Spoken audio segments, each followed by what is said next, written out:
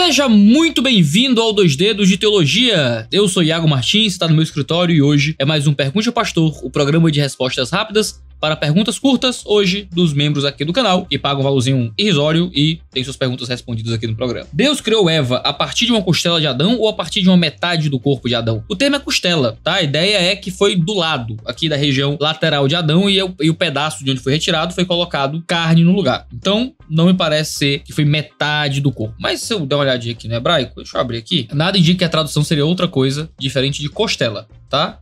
É a costela, então não fiquem inventando nada. Iago, você tirou do canal o vídeo de olho no texto sobre passagem do camelo passar pela agulha? Não, tá aí ainda. Não tirei nenhum vídeo do ar, pode olhar. Pastor, na passagem da Bíblia de 2 Reis 4, 1-7, fala da viúva do azeite. Diz que o esposo dela era temente a Deus. Mas um dia eu escutei em uma pregação que o esposo dela era Obadias e que ele era agiota. Obadias era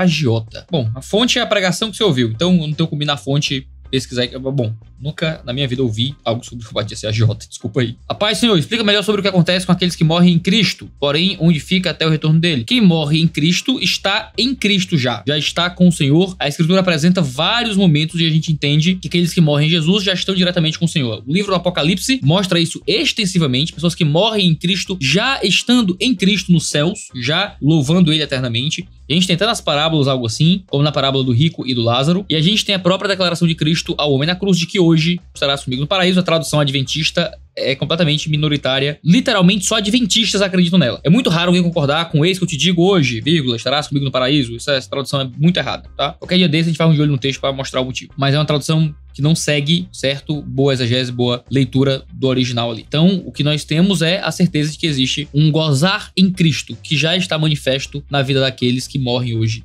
em Jesus. Bruno Gama, vamos deixar uma coisa bem clara por aqui. 2 pontos. Caps Lock, não existe crente de esquerda, exclamação. É impossível seguir uma religião séria, é impossível servir a Cristo e ser de esquerda. Impossível. É preciso parar de usar esse tipo de termo, é preciso tratar essa escória como esse afrocrente, pelo que eles realmente são. Hereges, canalhas, servos de Satanás. Deixa eu lidar com isso aqui, tá? É um comentário no vídeo sobre mendigos deverem ou não passar fome. Ele cita aqui o afrocrente, que são hereges, canalhas e servos do diabo, isso aí eu não discordo. O afrocrente em si, com certeza. Alguém que trata outra pessoa por neonazista, né? Eu conheci esse cara, ele fazendo um vídeo me relacionando a grupos neonazistas, assim, foi o modo que eu encontrei esse indivíduo. Isso é um canalha, certamente o servo do diabo. Herege, porque cria uma teologia que ofende o próprio Senhor Jesus e a própria teologia do Novo Testamento, e uma hermenêutica que ofende a Deus, os piores autores possíveis para defender seus pontos, aí é outro papo. Mas, deixa eu lidar com isso aqui, é impossível existir crente de esquerda.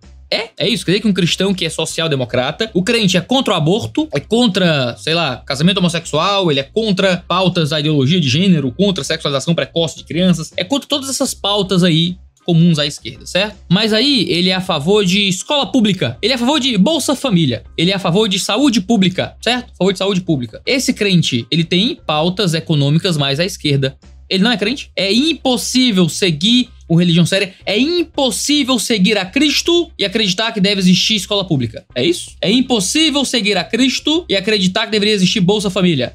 É isso? É impossível seguir a Cristo e acreditar que deve existir Sistema Único de Saúde. Impossível seguir a Cristo e seguir essas pautas. Por quê? Porque esse pessoal é de uma escória? É isso? É uma escória.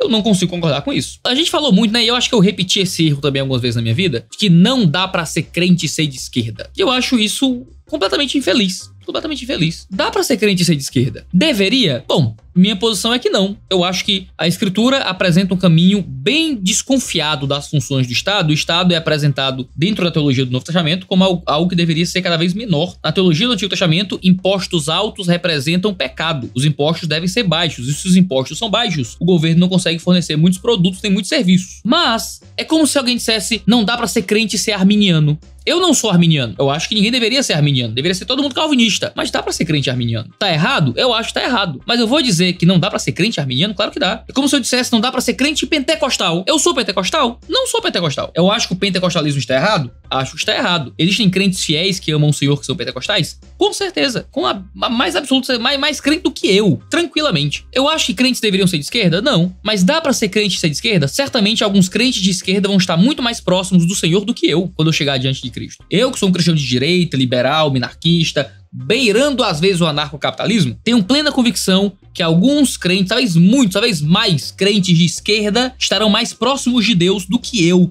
no último dia. Porque alguém pode ter pautas mais à esquerda do que eu e ser um cristão muito mais fiel do que eu. Claro, existem pautas de esquerda que eu não julgo apenas erradas, que eu já julgo deletérias à fé. Pense na legalização do aborto, por exemplo. A legalização do aborto é uma pauta profundamente de esquerda, que é uma pauta imoral, que ofende profundamente o nome de Deus. Um crente que se diz crente, que é a favor da legalização do aborto, é um crente que está indo contra a própria fé, que está indo contra Jesus Cristo, certo? Está indo contra Jesus Cristo. Veja, ser de esquerda não é apenas seguir certas pautas da esquerda que são anticristãs. Você pode rejeitar as pautas anticristãs da esquerda, ter uma visão econômica um pouco mais intervencionista, crer em estado de bem-estar social e ser crente. Eu acho que você não deveria sê-lo. Eu acho que uma visão econômica, política e até bíblica é errada. Mas isso não faz alguém menos crente. Ele vai olhar pra mim e dizer, esse Iago liberal tá errado, não deveria sê-lo. Do mesmo jeito que eu espero que um arminiano olhe pra mim e diga, esse Iago calvinista está errado, ele deveria ser arminiano, mas ele é crente, tão crente quanto eu. Então a gente tem que ter um nível mais profundo de maturidade, de entender quais são os pontos políticos que são opostos à fé. Então na esquerda existem pontos políticos opostos à fé, assim como existe também em alguns movimentos à direita, mas entender que dentro do cristianismo existe uma zona de possibilidade de uma fé genuína que pode estar tanto à direita quanto à esquerda, assim como existe possibilidade de fé genuína em ser arminiano ou calvinista, assim como existe possibilidade de fé genuína em ser continuista, pentecostal ou cessacionista, assim como existe possibilidade de fé genuína nas mais variadas expressões do cristianismo real e bíblico. Ainda mais quando a gente fala de aplicações políticas do cristianismo. Então, dá pra ser crente de esquerda? Querido, dá. Dá sim. Ainda que um crente de esquerda, tanto quanto o crente de direita, precise olhar para as pautas que defende e olhar se cada uma dessas pautas é condizente com a sua fé. Isso é que tem que ser um esforço. Eu continuo acreditando que a leitura da Bíblia, certo, vai apontar para ideais políticos muito mais à direita do que à esquerda. Mas eu tenho plena convicção de que um cristão pode discordar de mim, pode ter uma visão econômica diferente e ser crente de forma genuína. Aí depois vocês fazem os bolsonaristas, os direitistas radical, faz o corte disso e coloca aí fazendo parecer que o Iago virou petista, sei lá. Aí vai virar isso, né? O Iago virou petista, e agora é eleitor do Ciro, sei lá, porque entrevistei o Ciro. Iago agora virou crente de esquerda. Iago agora é a favor do aborto. Vai começar assim, Iago é a favor do aborto. É essa a sacanagem que esses vagabundos faz. Vagabundo, certo? Quem faz isso é vagabundo, é marginal. Quem fica tirando cor dos outros de contexto para jogar aí na internet. Vagabundo marginal. Mas ouçam o que eu disse direito. É pecado pressupor glutonaria em toda pessoa acima do peso? Pressupor glutonaria em pessoa acima do peso? Não. A pessoa pode ter um hábito alimentar ruim, ele pode não ser glutão, ele pode só comer mal, certo? Ele pode só comer mal, sem ser necessariamente glutão. Ele pode ter um gasto calórico basal menor, ou seja, ele pode ter menos massa magra no corpo, às vezes um metabolismo um pouco mais lento por